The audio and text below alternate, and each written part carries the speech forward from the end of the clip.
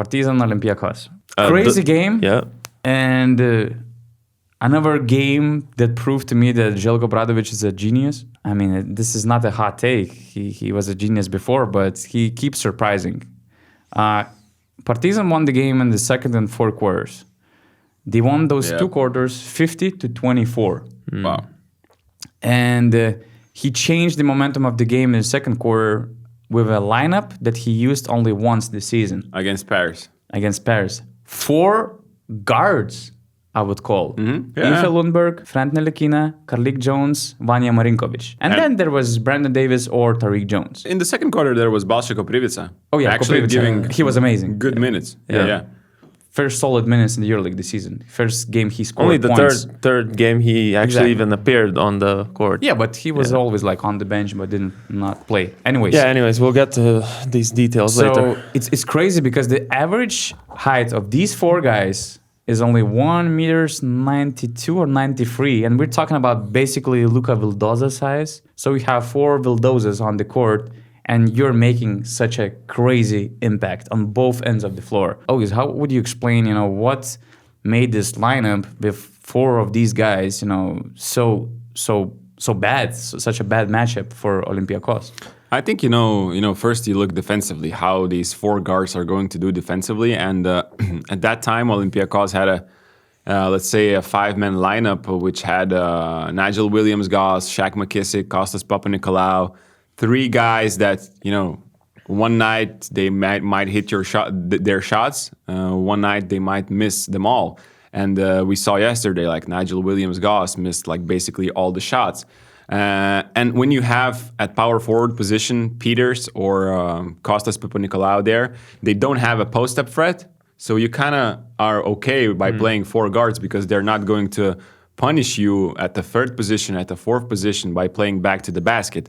And I mean, Peters isn't exactly a complete non-threat. He still can do a little bit of post-up. He can do a little bit of that, yes, but they're not. Olympiacos system is not about looking for the power forward near the basket. Like if he gets a switch, if he gets a point guard, then he might go 1 or 2 times, but that's a rare thing in their system in general. And offensively, with those 4 guards, with Marinkovic stretching the floor, you have great looks because in the first quarter, when they didn't have that, they didn't have decisiveness in the pick and roll. And now you have Ntilikina, who seems to me is playing confident. You have Karlik Jones, who probably we'll talk more about later. He's having a fantastic run in the last 5 games, averaging 17 points. You get good looks offensively. And Koprivica was great, on the drop-off passes. He was dunking the ball. He was getting some rebounds.